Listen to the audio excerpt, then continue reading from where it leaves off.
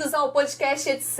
Mais um episódio que nós estamos iniciando hoje aqui para você começar o seu ano de 2024 aí preparado para as dificuldades que podem vir surgir. Eu já te agradeço pela sua audiência, por você dedicar tempo para estar aqui conosco e hoje nós vamos falar de um assunto de extrema importância. Eu acho que está aí no estupim da importância da sua agenda, do que você tem que trazer como prioridade para a sua sala de aula nos próximos meses. O tema de hoje é a família e os desafios escolares. O que nós vamos discutir e explorar aqui hoje é o papel da família nos processos escolares e a dificuldade de aprendizagem com os nossos alunos que sofrem de transtornos como TDAH, como TPAC, como o TEA. Então nós convidamos hoje para discutir este assunto, ela que é especialista com 12 anos de experiência neste segmento, Andrelisa Medina, muito bem-vinda ao nosso podcast. Muito obrigada pela oportunidade, né? É um prazer estar aqui, falar realmente sobre um tema tão relevante e cada vez, né, mais numeroso, infelizmente, né? Então é importante a gente saber como lidar com isso, né? E trazer as melhores soluções, porque nós estamos falando aí de alunos, né, que estão em desenvolvimento e precisam receber sempre o melhor. Eu tenho certeza que muitos professores que estão nos assistindo nesse momento enfrentam sim muitas dessas dificuldades e esse tema de hoje, esse episódio de hoje é justamente para te ajudar a encontrar caminhos para lidar com essas situações, até mesmo para ajudar as famílias e os alunos a encontrarem solução para o melhor aprendizado desses queridos, ok? E antes da gente começar a discutir sobre esse assunto, eu quero apresentar aqui a nossa especialista, Andrelisa Medina, e eu vou fazer uma apresentação rápida porque o currículo dela é muito extenso e eu precisaria de algumas horas para falar em todas as especializações dela, né? Então hoje, eu vou falar aqui sobre ela. Ela é graduada em pedagogia, né? Pós-graduada em neuroeducação, recursos tecnológicos aplicados à educação, psicopedagogia institucional e clínica, mestranda em educação com ênfase em TEDx.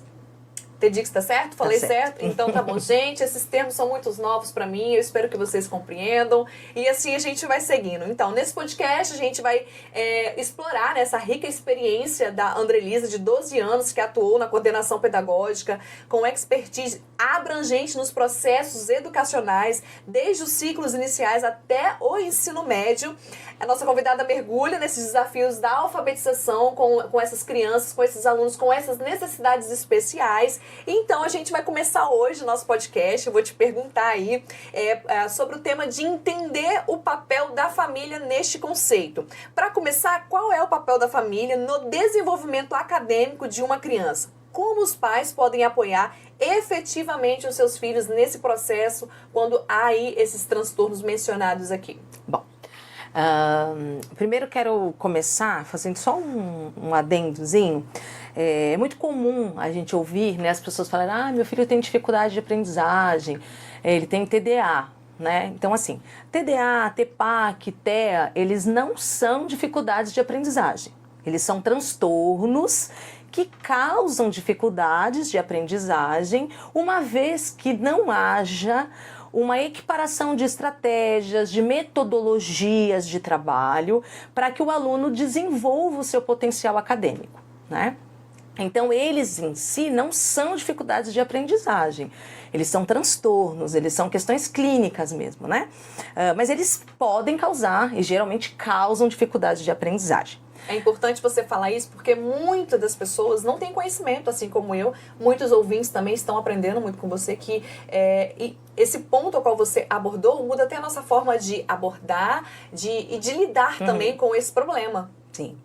Bom, então vamos lá. O papel da família, né? O papel da família na educação é extremamente importante, né? A base, o berço da educação vem da família de uma forma geral mesmo. Inclusive, não só na parte comportamental, mas na parte cognitiva também, né? Os estímulos que a criança recebe desde bebê, toda essa questão é comprovado cientificamente que tem, né, toda uma influência no desenvolvimento dessa criança ao longo de toda a sua vida. Sim. Né? Então, o papel da família é extremamente importante, é a primeira escola dessa criança em todos os sentidos, família, motor, né? exatamente. É o alicerce da criança, né? Sim, não só, a gente ouve muito isso voltado para as questões éticas, né? Mas não é só nessa área, né? Na área motora, na área afetiva e também na cognitiva, o que vai acontecer posterior, ou seja, quando a criança chega para a escola, tem muito a ver com o que foi feito dentro de casa. Então, a escola tem um papel fundamental na educação das crianças, né? E quando a gente fala de uma criança com transtorno, né, isso se toma um volume muito maior. Né? Por quê? Porque uma criança com transtorno, né, que vai gerar dificuldades de aprendizagem, ela vai precisar que tudo seja redobrado. Né? Atenção dobrada, tudo redobrado, Sim, né? Os cuidados dedicação, todos. Entendo. E para uma família, como os pais podem efetivamente lidar com essas dificuldades? Por exemplo, tem um filho que sofre de algum tipo desse transtorno. Como os pais podem auxiliar, podem desenvolver esse papel importante nesse processo de aprendizagem? Uhum. Como que ele consegue lidar com isso? O professor orienta, indica o aluno para um caminho e os pais caminhando junto quando o aluno desenvolve não, porque já nasce com esse tipo de transtorno, Como que eles podem lidar com isso? Uhum. Bom, aí só fazendo um outro adendo. Pode fazer quantos adendos forem necessários, gente, porque esse é um assunto realmente muito delicado. Eu acho super importante uma especialista como você nos esclarecer. Na verdade, a maioria dos transtornos hoje ainda não há um parecer fechado de por que eles acontecem, né? Então, a gente sabe que fatores externos podem trazer, né, potencializar esses transtornos, né? Hoje há uma discussão sobre a questão da exposição a telas e a questão do TDA, né? Mas isso ainda é algo bem precoce, né? Embora a gente acredite que as crianças, né, quando os nossos pais, nossos avós falam, fulano não para, né? Naquela época não tinha-se ainda conhecimento dos transtornos e também não se tinha condições para diagnosticar isso e tal. Então, assim, os estudos hoje, né, mostram, a gente não consegue fechar nada para dizer, já nasce assim, ou algo desenvolve depois, né, são estudos ainda preliminares, então a gente não consegue dizer que já nasce desta forma ou se algo externo pode trazer essa condição. Mas acredito, Marciele, que a questão mais importante para a família seja aceitar. Aceitar. Né? Essa é a palavra. Aceitar, acho que é o princípio de tudo, né? Enquanto a família não aceita, há uma criança sofrendo no meio dessa história. Por quê? Quando a gente fala, por exemplo, de um aluno com TDA é um transtorno de déficit de atenção, ele possui duas ênfases, a gente vai falar aí posterior, mas o TDA, ele é uma questão química no cérebro que não permite que a criança tenha um tempo de atenção prolongado igual ao das demais crianças que não apresentam o transtorno. Então, por que essa criança tem dificuldades na escola? Porque o tempo de atenção dela é diminuído. Então, o que ela absorve daquilo que acontece ali em sala, se o professor não tiver esse conhecimento e não souber como agir, vai ser muito menor do que os outros alunos, né? Então, enquanto o pai não aceita esta condição, né, enquanto a família não aceita esta condição, nós, enquanto professores educadores, e talvez até a própria família, vai estar exigindo dessa criança algo que ela não consegue te dar. Não é que ela não queira, ela não consegue te dar. Mas o fulano, beltrano, ciclano faz. Então, mas o fulano, beltrano, ciclano, eles não apresentam o transtorno. Né? Então, assim, é muito importante, primeira coisa, aceitar. Né? Quanto antes aceitar, logo vai se conseguir trazer um acompanhamento para essa criança, vai se conseguir que a professora saiba como trabalhar com este aluno. Agora, enquanto não se aceita, é muito difícil. Então, nós pais, nós temos um senso de proteção muito grande com os nossos filhos, isso é natural e é para ser assim mesmo, né? Uma coisa instintiva mesmo e precisa ser assim. Então, hoje, né, quando eu preciso conversar com alguma família, eu tento sempre fazê-la enxergar que quanto mais tempo você demorar para aceitar, mais cruel é com a criança. Porque nós vamos estar usando parâmetros que não são justos com ela. Entendo. Entendeu? Então, aceitar é o mais importante. Enquanto a gente não aceita, nós estamos prejudicando esse filho, nós estamos prejudicando essa criança, porque ela não está recebendo o que ela precisa, da forma como ela precisa, e nem estão sendo usados parâmetros que deveriam ser usados para avaliá-la. Entendo. Dentro de sala de aula, né, é comum, é fácil a percepção de uma criança que sofre desses transtornos mencionados aqui, o TDA, o TPAC, o TEA. O professor, ele tem o conhecimento de já perceber algum comportamento diferente? Sim. Hoje há muita informação sobre esses transtornos. Existem outros também, né, mas esses 3 são os que mais aparecem, né? E hoje há muita informação sobre isso, né? Alguns são um pouquinho mais, assim, delicados para você conseguir perceber, né, identificar, enfim. Mas, assim, existem, né, uma gama de sintomas, vamos chamar assim, e é muito importante que as escolas tenham psicopedagogas que as auxiliem, né? Não para atendimento aos alunos, não é sobre isso, mas nós psicopedagogas, nós temos ali como se fosse um checklist de sintomas, né?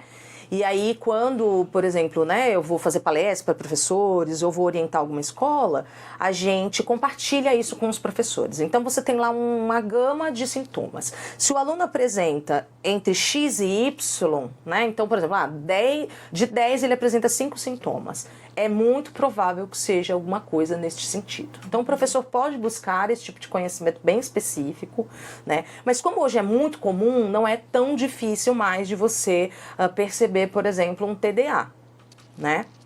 Porque na sala a professora tem vários alunos, né?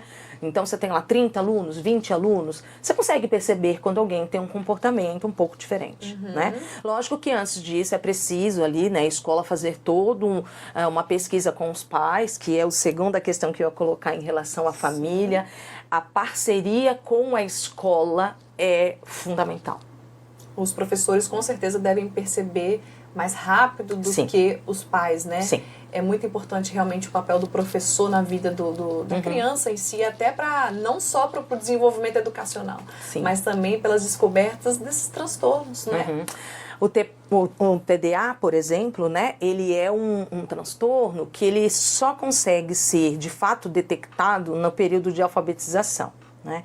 Então, mesmo que você perceba sintomas antes, né, a gente só fecha diagnóstico mesmo no período de alfabetização. Alguns são muito mais fáceis de perceber sintomas fora do ambiente escolar, como o TEA, por exemplo, né? Geralmente o a criança é transtorno do espectro autista. Entendo, então ele é um pouco mais, né, em casa mesmo, você já consegue Sim. perceber.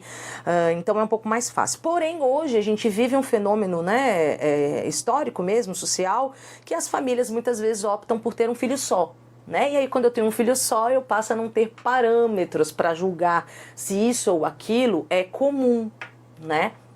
Então, aí às vezes acaba mesmo demorando. Então, acredito que a segunda questão, depois de aceitar, vai estudar sobre o que seu filho tem.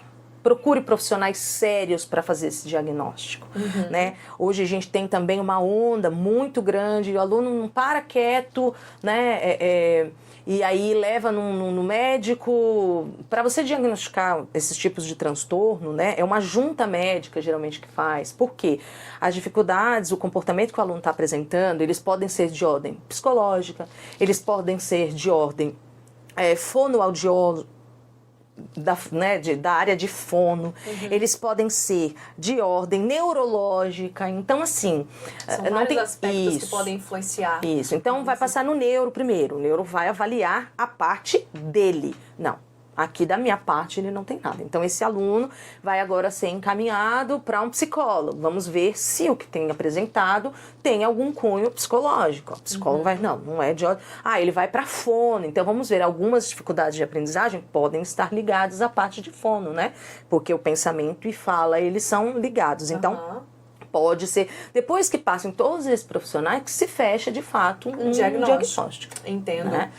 Vamos prosseguir então no nosso podcast. A gente vai entrar agora no tema da dificuldade de aprendizagem, que é a questão mais voltada mesmo para os professores, de quando tem que lidar, né, com alunos que desenvolvem esses transtornos e como que a gente vai fazer para ajudar esses alunos, né? Então a gente vai abordar essas dificuldades de aprendizagem, como o educador pode identificar sinais de TDA, TPAC e TEA. Você disse que o TDAH ele é mais fácil de ser identificado e o TPAC se identifica mais na fase da alfabetização. Que orientações você pode passar para os nossos professores agora nos assistindo de como é que eles podem desenvolver habilidades para identificar de forma rápida? Bom, então vamos lá. TDA é o transtorno transtorno de déficit de atenção e ele pode ter duas ênfases, né?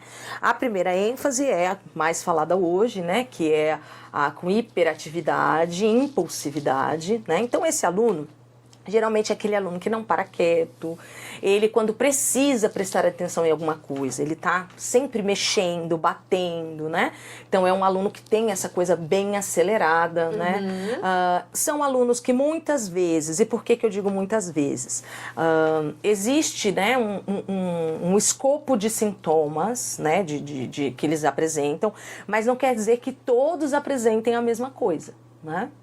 Então, o hiperativo é esse aluno impulsivo. Você nem terminou de fazer ainda a pergunta, ele já está lá, levantando a mão para responder. Ele nem sabe que você vai terminar de perguntar, mas ele já está ali. Então, é aquele aluno que tem uma ansiedade, uma impulsividade, né? Então, isso é muito fácil de perceber. Lógico que, volto a dizer, que tem que ser analisado. Chama essa família, está tudo certo em casa, né? E geralmente ele é um aluno que ele é sempre assim, né? Não são coisas... O aluno que tem TDA, então a agitação dele é um dos primeiros sintomas, é um dos primeiros sinais, né? Sim. A ansiedade, a agitação, os primeiros sintomas que você pode falar, desconfiar que esse aluno pode ter transtorno do TDA. Começa as coisas e muitas vezes não termina, então tá ali copiando da lousa, às vezes troca, começa a copiar daqui, daqui a pouco você vê que falta um pedaço. Então são alunos por conta dessa questão da ansiedade. E aí a gente vai ter também, né, além do aluno com hiperatividade, nós vamos ter também o aluno com impulsividade. Então a gente vai ter aí dois tipos de TDA. Né? O aluno que vai ter o transtorno voltado para a parte de hiperatividade e a impulsividade. A impulsividade pode vir junto com uma certa agressividade, aquele aluno que quando é contrariado, às vezes bate no outro, tem alguns tipos, e depois você vê que mas ele já fez. Então são características, né? Vai estar em todos? Não, ele pode ser só desatento, pode não ser hiperativo. Pode ser só impulsivo. Isso. E aí a gente tem o que é combinado, que é os dois também. Né? Tanto o impulsivo quanto o hiperativo.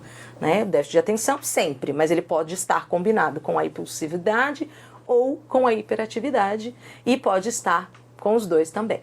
Isso é bem desafiador para o educador, eu imagino que seja uma questão muito difícil de lidar dentro da sala de aula, né? E a gente vai discutir mais à frente como que a gente faz, quais estratégias a gente vai abordar para poder conseguir progredir no ensino dessas crianças. E o TEA, o transtorno do aspecto autista. Como que o professor faz para identificar? Às vezes eu acredito que já deve chegar na escola já com o diagnóstico, não? Porque você falou que é mais fácil de perceber em casa, né? O transtorno do espectro autista, a gente trabalha aí com alguns níveis, né? Então, a gente tem alunos que tem aí moderado, severo, né? E alguns que são mais leves. Então, quando ele é severo, você percebe nos primeiros anos de vida, né? Quando ele é moderado, muitas vezes também, antes de chegar à escola, já é perceptível. O leve é que, às vezes, chega ainda em idade escolar sem estar diagnosticado, né? O leve, por quê? A característica principal, né, que isso a gente enxerga em todos, ou a maioria dos TEAs, é a ausência de uma necessidade de comunicação com o outro, tá? Por que eu digo ausência? Porque alguns não sentem essa necessidade mesmo, né? Tem uma certa aversão mesmo, e por isso que a gente fala dos níveis, né? E outros até tem uma certa interação com o outro. Então, esses níveis vão mudar. Tem aí alunos, né, que têm TEA e que não querem nenhum tipo de contato com o outro. Então, a primeira questão é essa questão social, né? Ele é o oposto do TDAH, Isso. que sofre da hiperatividade, de ser impulsivo. Esse não, ele quer ficar reservado no cantinho dele, sem se comunicar com a vida. São alunos que brincam sozinhos, que falam sozinhos, né? Falam com eles mesmos. Então são comportamentos bem específicos, assim, né? Por mais que as crianças tenham isso, né? Em algumas fases, de brincar, de falar sozinho, é diferente, porque quando a criança brinca e fala, né, sozinha com ela mesma, nas brincadeiras comuns ali da idade, ela fala, mas ela fala para o outro, mesmo ela estando sozinha, na maioria das vezes, né? O aluno que tem TEA, não. É dele para ele mesmo. Gente, Entendeu? agora eu tô ansiosa para descobrir nos próximos como que faz para educar uma criança assim, né? Deve ser um desafio muito grande. Fala um pouquinho agora como o professor pode identificar aquelas crianças que sofrem do TEPAC. Tá. TEPAC, eu acho que das 3 que nós estamos falando aqui, talvez seja mais difícil assim, de perceber. Por quê? O TEPAC, ele é um transtorno que afeta, né? Importante, né? O TEA e o TDA, seja qual ênfase a gente tiver, eles não têm cura, tá? Eles são para a vida toda. Então, você aprende a lidar com eles, né? Dependendo do nível de TDA, ele pode ser medicamentoso, pode ser medicado, né? Sim. E aí, como eu comentei, que é uma ausência, né? De uma quantidade, ele é uma questão química mesmo, você suplementa, né? Essa ausência química com medicamento. O TEA são feitas, né, terapias e eu não falei no começo da família, mas extremamente importante, né, que haja o acompanhamento desses alunos. E cada um, de acordo com o seu transtorno, vai ter uma gama de profissionais que precisa acompanhá-los. Tá? Então isso é extremamente importante. Não há como fazer avanços, porque o fato dele ter a vida toda aquilo não quer dizer que ele não pode avançar dentro da perspectiva ali, né? E desenvolver habilidades até no aprendizado, né? Então, um aluno com TDA, por exemplo, ele precisa de uma psicopedagoga para ajudá-lo a treinar a sua atenção, melhorar essa atenção. Então, ele vai ficar, né, com a atenção igual quem não tem um transtorno? Não, mas isso pode ser e deve ser melhorado. Então, cada transtorno vai ter uma gama de profissionais que precisa acompanhar este aluno. A escola sozinha não consegue fazer o todo. É uma equipe, né? Exatamente. É uma equipe Esse em aluno torno vai de um precisar aluno, disso. seja a família, seja a cuidadora, seja a avó, é uma equipe ali para poder conseguir fazer com que essa pessoa se desenvolva na vida. Sim. Não é? E em relação ao TEPAC, ele é um pouco mais delicado, porque ele não tem sintomas assim tão perceptíveis, tá? Por quê? Porque o TEPAC é um aluno que tem a parte física, a parte mecânica da audição normal. Ele ouve normal, funciona tudo normal. O que ele tem é, na transmissão do que é dito e o que é processado pelo cérebro, vão ocorrendo falhas, cortes. Como se eu falasse assim para você: Marciele, você precisa ir ao mercado hoje. O seu ouvido escutou tudo.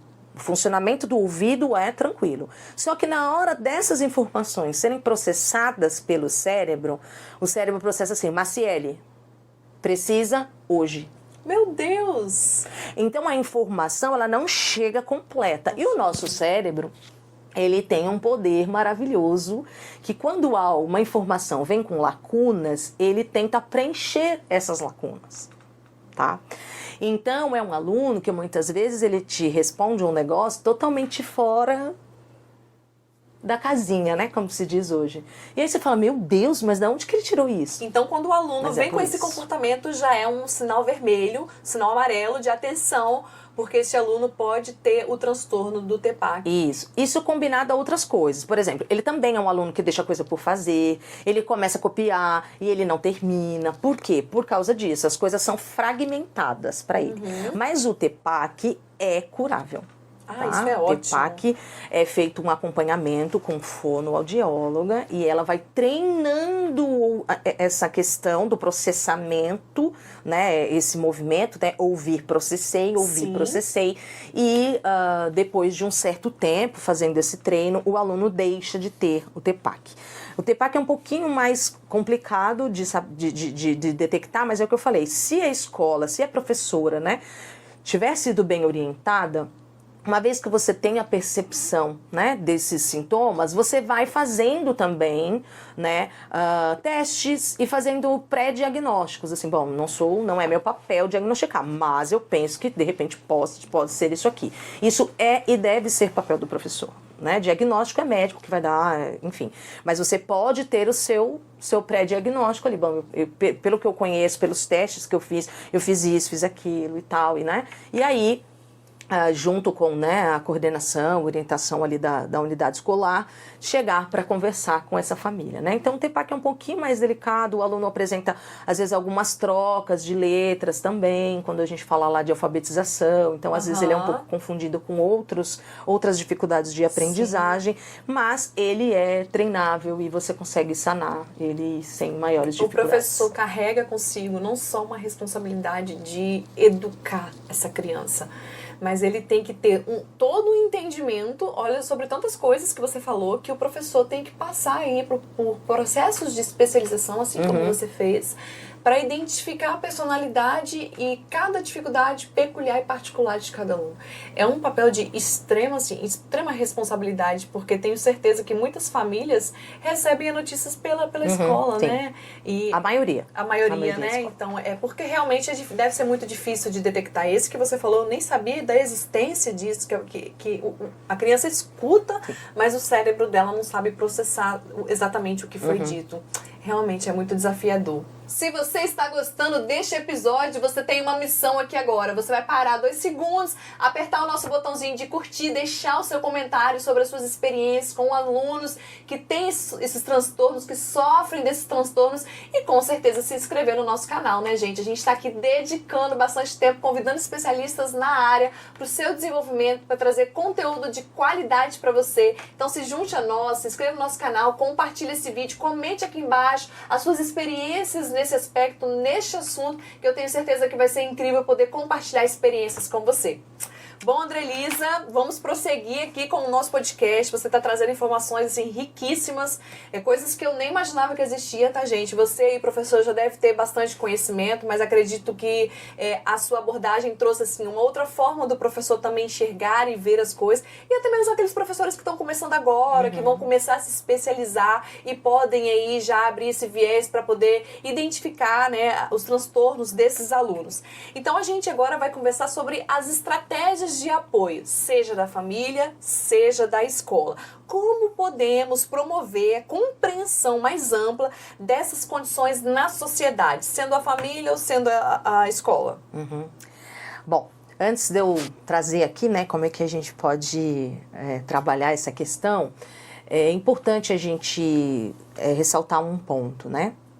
Quando o aluno apresenta um transtorno desse, vai ser necessário que se equiparem, como eu falei, né, que se equipare as estratégias metodológicas para trabalhar com esse aluno, porque todos podem aprender, né?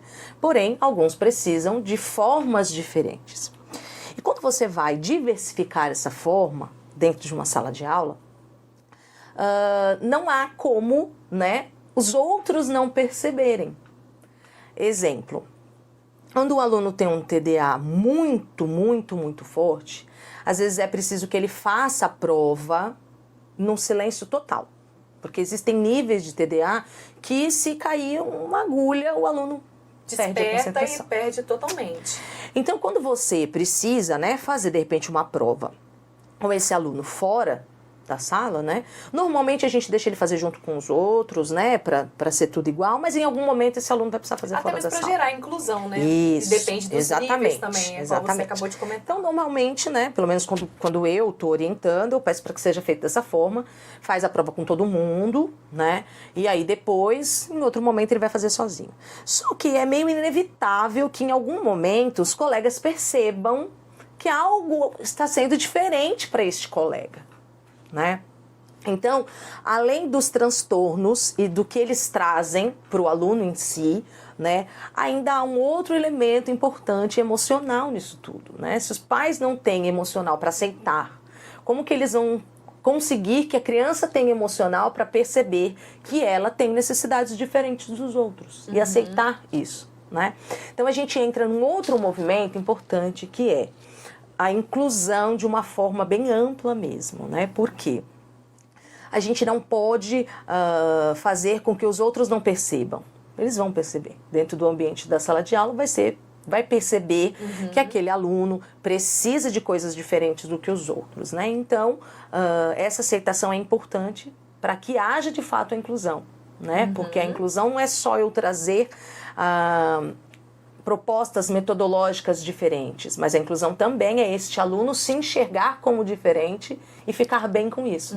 E isso que parte da família, né? E que a turma também entenda que todos nós temos, né, as nossas peculiaridades. Exatamente. Então, a família exerce um papel muito importante nisso, os professores e a turma. Então, eu vejo aí o professor como um principal responsável em toda essa questão. Eu vejo ele no centro dessa situação, porque ele tem que conscientizar uma turma inteira que este aluno é especial e desenvolver nessa turma o respeito por esse aluno para não se desenvolver o terrível bullying, né? E também na família que às vezes tem dificuldade de aceitação e dificulta aí essa produtividade no aprendizado do aluno. Sim.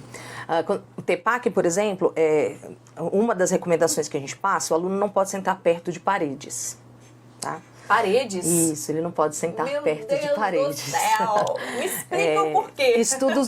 Estudos, né, mostraram que quando os alunos sentam próximos a paredes, em lugares que tem janela, fica pior ainda esse movimento, né, do processamento aí do que se ouve.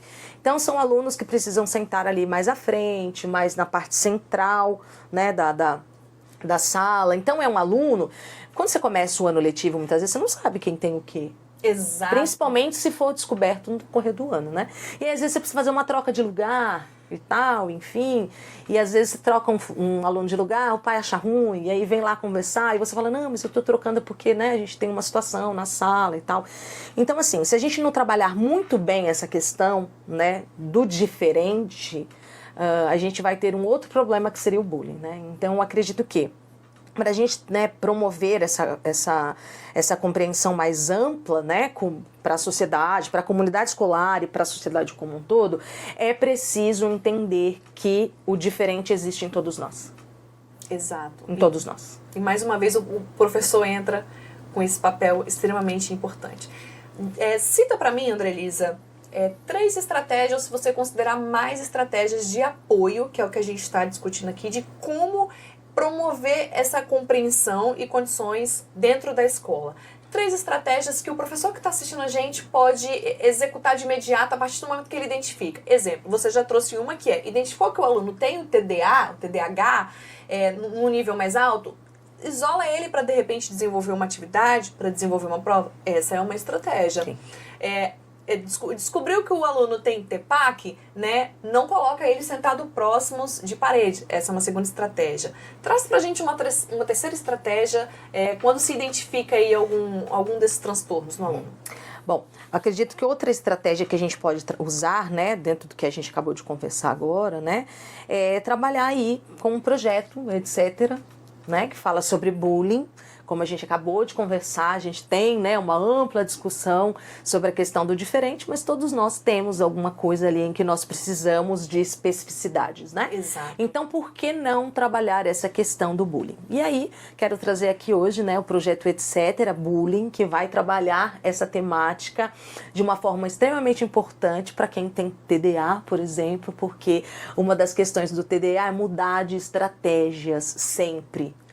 Para não perder o interesse. Exatamente. Né? Então, o aluno explorou o tempo de atenção, muda de estratégia. O aluno explorou o tempo de atenção, muda de estratégia. É uma forma de trabalhar com TDA. Isso não prejudica os demais alunos que não sofrem desse transtorno? Sempre está mudando de estratégia? Ou isso promove o engajamento da turma? Promove o engajamento da turma. Isso é bom demais. Eu ajudo um aluno com necessidade especial e ainda consigo promover o engajamento da turma, tornando a turma ali mais interativa nas atividades propostas. Até porque, assim, quem não tem nenhum transtorno, nós também temos diferentes meios de sermos comunicados com mais ou menos eficiência. Então, nós temos auditivos, nós temos visuais, nós temos os sinestésicos. Então, nós também temos. Por isso que eu falei, né? O diferente está em todos nós, né? Então, o projeto vai fazer isso, porque o projeto traz várias, né, formas de construção, de abordagem desse tema dentro da proposta do bullying, né? Então, a terceira estratégia aqui que eu trago é um projeto Etc. Bullying, que vai trabalhar essa questão da inclusão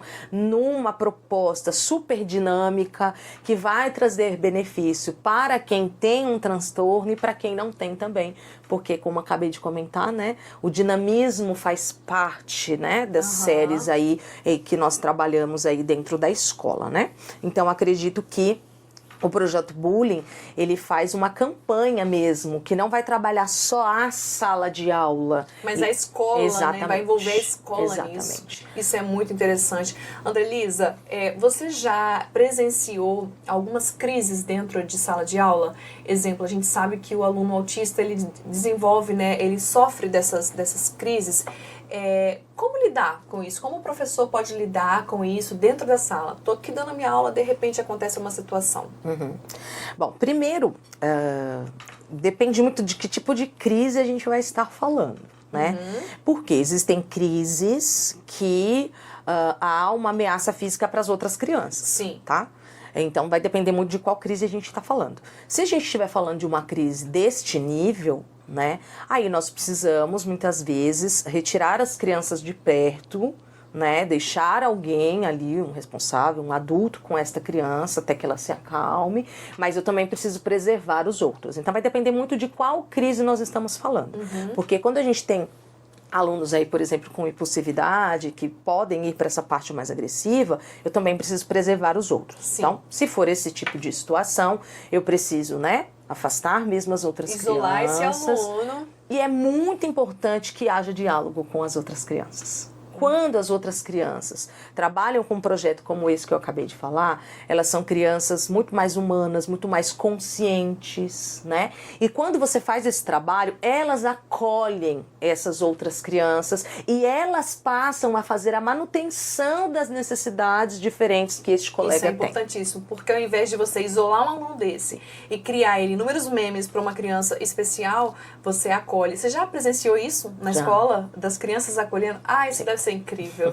Isso deve ser incrível. Então, isolar essa criança é a primeira estratégia, né? A primeira atitude a ser tomada. E se a criança desenvolve ali uma crise, por exemplo, eu sei que os autistas, eles têm dificuldade com a questão da audição. Barulhos são muito perceptíveis e incomodam muito. Que tipo de crise que essa criança pode desenvolver e como o professor deve proceder se isso acontecer? Bom, quando as crianças têm alguma sensibilidade de algo, né, que não tem muito que ser feito, né? É o que eu falei, a comunicação é extremamente importante. Então você tem lá na tua sala um aluno que tem TEA e que tem uma sensibilidade à questão do som, né? Então a escola como um todo precisa conhecer essa necessidade. Então tem uma sala na escola, um espaço físico onde há menos barulho, porque a gente sabe que no espaço físico da escola tem salas que estão viradas para o pátio. Sim. Elas vão ter mais barulho, né? Então a escola toda, por isso que a família e a escola tem que estar ali muito unidas, interligadas, né? Exatamente. Unidas. Porque barulho nenhum não tem como. Não tem como. A gente está falando de crianças, né? Crianças sem barulho. Sim, não tem como. Então vai depender muito, né? Todos esses transtornos que a gente está falando aqui, a gente precisa conhecer as especificidades de cada aluno, né? Quando você fala de TDA, por exemplo, tem aluno que precisa que você leia a prova para ele, porque o nível é muito alto, tem aluno que não precisa. Então, você precisa ir construindo isso com a família e o contato com quem está acompanhando também, os profissionais que acompanham essas crianças, é extremamente importante. É uma estratégia conjunta, né? Então, se a gente tem, por exemplo, um aluno com essa hipersensibilidade ao som, a escola precisa, bom, esse aluno vai ser de tal turma, ele é do 3º ano, qual é a sala da escola que, de repente, teria menos barulho? Né? Qual que é o local dentro da sala que eu posso sentar este aluno que é mais tranquilo? Eu preciso preparar a minha turma, explicar para eles que o meu amigo tem uma necessidade diferente, ele tem uma sensibilidade. Quando faz um barulho muito alto, ele sente dor, ele sente... E aí a gente vai trabalhando com os alunos isso. Quando acontece uma crise, né? Quando é uma crise, a gente vai primeiro acolher este aluno, o professor vai precisar conhecer muito como acolher, porque alguns deles não gostam de toque físico. Também né? tem a questão do Sim, toque, né? Meu Deus, são muitos detalhes, Uhum. né? Quantas coisas que o professor tem que entrar dentro da sala de aula equipado. Ele tem que saber lidar com todas as situações e ainda desenvolver um papel fundamental Sim. com a família. Uhum. Vocês realmente são mestres, vocês estão de parabéns. Gente, eu acho que eu não tenho habilidade para ser professora. Realmente é muito difícil. Andrelisa, a gente já está assim, caminhando para o final do nosso podcast, mas antes da gente concluir, eu quero conversar com você sobre as suas experiências pessoais de sucesso, né? Compartilhe conosco uma história inspiradora que você teve a oportunidade de testemunhar e facilitar durante o seu processo, na sua jornada aí de 12 anos de experiência, né? Realmente é uma vida, assim, a qual eu tenho certeza que você já presenciou muitas situações. Traz para nós uma história que você presenciou, seja ela de sucesso, ou seja algo que o professor soube lidar na situação, ou você soube lidar e as coisas se acalmaram. Enfim, traga a sua memória aí algum desses momentos que eu tenho certeza que eles são inesquecíveis, para que você possa compartilhar com os nossos ouvintes professores. Bom, vou comentar aqui 2 casos. Eu acredito que foram 2 casos. O primeiro porque foi a minha primeira experiência, acho que ainda estava em sala de aula, foi minha primeira turma. E eu tinha na minha turma 3 alunos que tinham TDA, né? Todos eles com hiperatividade. Eita, os 3! E eu tinha um aluno que o tempo de atenção dele era muito curto, muito curto, muito curto. Porém, né, ele era um aluno muito que pegava as coisas bem rápido, assim. Então o TDA não chegava a prejudicá-lo tanto na parte ali acadêmica, né, e tal. Mas era um desafio muito grande, porque como eu tinha outros também com TDA, quando ele levantava, os outros também já levantavam. Eita, né? E a festa estava armada. Isso, então, e era um aluno que ninguém da escola queria pegar, porque tinha uma mãe assim, né, que era um pouco mais brava e tal, então foi um desafio muito grande para mim. Acho que foi meu 2º ano em sala de aula, foi a primeira vez que eu peguei alunos laudados. Seu né? 2º ano, você já encarou esse desafio. Realmente você nasceu para coisa, é por isso que você tem essa carga de especialização, você se apaixonou pela causa e quis descobrir tudo sobre. Sim, mas a gente fez uma parceria muito bacana com a família, né? Observando, eu fui, chamei a mãe, né? Mesmo com certo receio, eu chamei, expliquei que, né, que realmente ele era muito inteligente, mas que eu percebia, né? E aí conversamos e ela foi atrás e realmente ele tinha, né, uma questão de hiperatividade bem exacerbada. Precisou ser medicamentosa, né? A parte ali da manutenção, né, para que ele conseguisse se concentrar um pouco mais. E ele estudou comigo ali uns 2 anos. Nesse ano, no ano seguinte, ele ficou comigo novamente. Isso é uma história de sucesso demais, A mãe fez questão que ficasse comigo. E sempre no dia dos professores, a mãe ainda me manda mensagem falando que eu fui uma das melhores professoras que o Juninho teve. Hoje ele tem acho que 24 anos, já é um adulto. Mas foi um desafio, porque eu não tinha respostas, né? E aí, há uns 15 anos, a gente não tinha toda a informação que a gente tem hoje, né?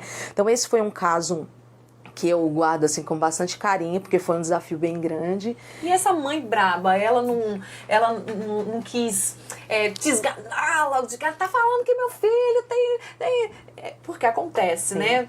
Ela aceitou, a aceitação foi bacana, foi positiva, ou ela negou, não quis? Num primeiro momento, não gostou muito, ficou um pouco assustada com o que foi dito, né? O que é natural também, Isso. Mas era uma mãe muito, né? A questão ali da gente falar, uma mãe brava, é porque ela era bem super protetora, né? E aí essa super proteção, né, fez com que ela se permitisse dizer, será que... Né? Não vou pagar pra ver, vou levar um especialista. Vou levar, né? Isso foi muito bom, né? Muito bom, que com certeza o aprendizado desse aluno foi muito melhor. Você teve menos trabalho na sala de aula. Mais ou menos. Mais ou menos, mas... Porque aí a gente tem outras preocupações, né? Em adaptar as questões para que o aluno realmente... Porque aí eu acho que fica... talvez um desafio maior ainda, né? Porque quando você sabe o que de fato ele tem, você tem a responsabilidade de entender que ele pode aprender. Você só precisa achar o caminho. Exato. Né? Isso é um desafio, Isso. Esse caso foi um caso bacana, e um outro mais recente, na época eu já era coordenadora, e nós recebemos um aluno para a série ali, né, de alfabetização, e ele tinha um TEA moderado para severo. Então ele não se comunicava, não falava com quase ninguém, assim, demorou quase um semestre para ele começar a falar com a professora, né? E aí a gente foi, eu me lembro que eu e a professora às vezes 2, 3 horas da manhã, a gente conversando e mandando coisas uma para outra que tínhamos achado, né? Para a gente trabalhar com esse aluno. E aí muitos desafios, E aí ele terminou o ano, né? Já a gente encontrou uma forma de conseguir alfabetizá-lo, porque quem tem TEA, muitas vezes eles têm uma área de interesse. Tem um assunto que eles se interessam muito. E no caso desse nosso aluno, Gabriel, ele gostava muito de logomarca. Eu nunca tinha visto isso na minha vida, mas ele gostava muito de logomarca. Ele tinha quantos anos, você se lembra? Ele tinha 6 anos. 6 anos e ele já se interessava por Sim. logomarca? Sim. Isso é muito interessante. E aí nós fizemos todo o processo de alfabetização dele, por isso que realmente a turma toda, né, é alfabetizada ali, usando as letras dos nomes, o M da Maria, o P do não sei o quê. Ele não. Para ele nós tínhamos sempre que fazer uma abordagem diferente e era sempre partindo desse universo que era o que chamava a atenção dele. Quando você trazia coisas desse tema, ele parava. Às vezes ele não olhava para você, porque ele tinha, né, realmente um TEA mais severo ali, então ele não olhava para você, mas você via que a atenção dele tinha chamado a atenção. Sim. E aí a gente foi bem difícil, porque assim, no começo a gente não via muito resultado, porque como não se comunica, é mais difícil, né? E nós terminamos o ano, né? Ele já sabia o som de todas as letras e ele já falava comigo também, que não estava ali todos os dias, né? Porque a coordenadora, eu ia muito a essa sala para poder conseguir auxiliar a professora, né? No processo, mas eu não estava ali todos os dias. Então, na escola toda, ele só se comunicava com a professora. E qual a estratégia que você e a professora desenvolveram para conseguir identificar que esse é o assunto que ele se interessava e conseguir fazer ele progredir no caminho da alfabetização para no final do ano ele falar e reconhecer as letras, por exemplo? Como que foi esse processo? Ele era um aluno muito bem acompanhado. Então, ele fazia acompanhamento com todos os profissionais que exigiam. Extrema importância. Isso, ele era um aluno muito bem acompanhado. E a mãe era nossa parceira, assim, nível... Então, ela tinha nosso número, a gente tinha um grupo que éramos nós 3, eu, ela e a professora, né? Então, ela apoiava e a gente foi caminhando no mesmo caminho, né? Ela ia reforçando em casa o que a gente estava fazendo aqui, na mesma estratégia. Sim. E aí, nós terminamos o ano e ele falar comigo foi um brinde, foi uma surpresa, porque eu realmente não esperava. Você lembra o que ele falou? Eu me lembro que eu fiz uma pergunta, assim, não lembro o que, pergunta que às vezes a gente faz pra criança, né? E fiz a pergunta porque, independente dele me responder, eu continuava conversando com ele, né? Sempre que eu ia à sala, ei, Gabriel, não sei o que, e ele não falava, né? Então, mas aí eu me lembro que faltava acho que um mês, mais ou menos, pra terminar as aulas, e eu fui, lembrei, ele tava com um dinossauro, eu acho, alguma coisa assim no braço, e aí eu peguei, cheguei e falei, Gabriel, e esse dinossauro aí, hein? Que cor que ele é? Só que eu sempre fazia isso e ele não me respondia. E aí, neste dia, ele não olhou pra mim. Pra professora, ele já olhava assim, virava, não fazia contato visual.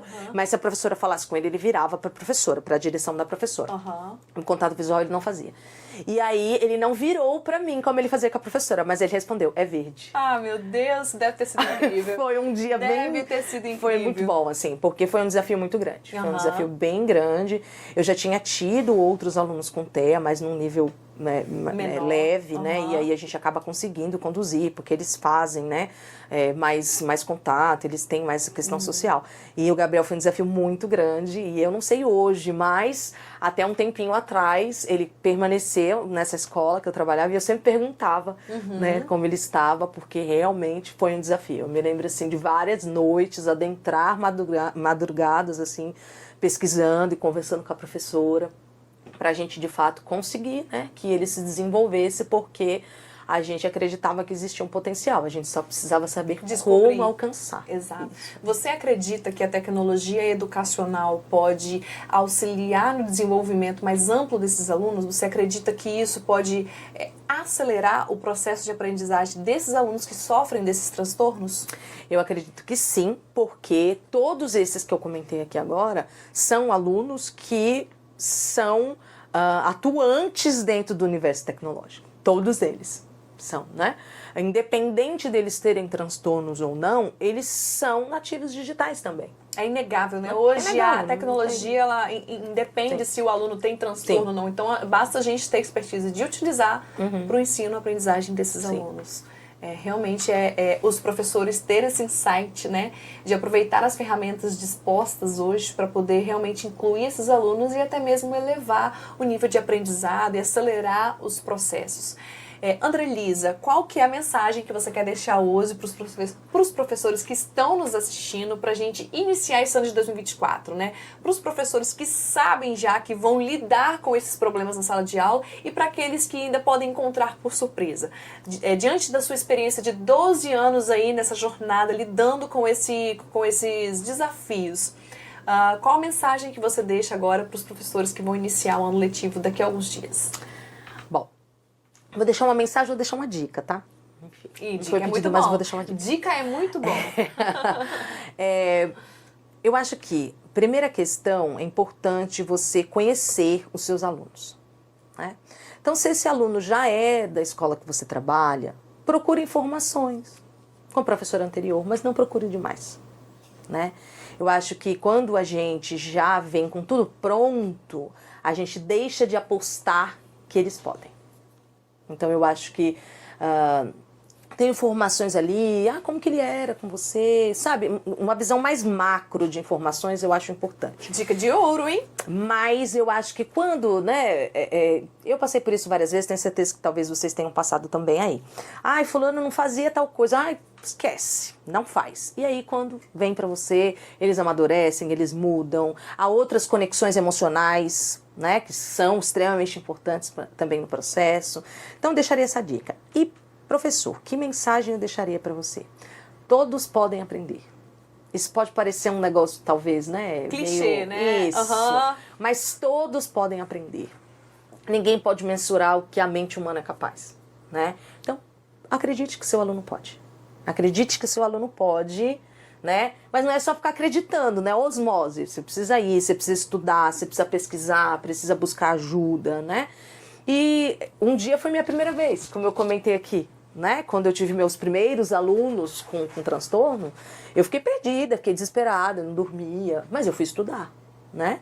E fui trabalhando junto com as pessoas que acompanhavam, fui lendo, fui testando, né? E aí consegui encontrar uma forma de trabalho. Então, assim, primeiro, acredite que eles podem e busque caminhos para que isso vire uma verdade. Muito bacana. Nós estamos aqui, chegando ao fim de mais um episódio no nosso podcast, etc., com conteúdo, gente, incrível. Eu aprendi muito hoje aqui com a nossa especialista Andrelisa, que também é coautora dos projetos, etc., Tecnologia MicroKids. Andrelisa, muito obrigada por dedicar o seu tempo a compartilhar a sua experiência, até mesmo para poder trazer informações aos professores. A gente está começando mais um ano, a gente está começando mais uma jornada e com ela novos desafios. Muito obrigada. Imagina, foi um prazer, né? E a gente acredita que é uma missão mesmo, né? A gente tem aí joias preciosas, né, na mão quando trabalha com educação. Então, acho que a gente precisa realmente somar forças para oportunizar tudo que é possível, né? Para essas pessoinhas, né, que não são o futuro, não, elas são o agora também. Elas né? são Então, agora, é muito importante. acredito que é um privilégio poder fazer parte disso. Muito obrigada pela sua atenção e pela sua disponibilidade. E a você, queridos professores, alunos e aí, enfim, a pessoas interessadas sobre este assunto, né? Obrigada pela sua audiência. Deixa aqui o seu like no nosso podcast. Compartilha esse link aí com algum professor que vai ficar muito interessado neste assunto. Deixa seu comentário também sobre as experiências que você já viveu com alunos com esses transtornos e deixa aqui também as suas ideias para esse ano de 2024. Obrigada pela sua audiência e a gente se vê no próximo episódio.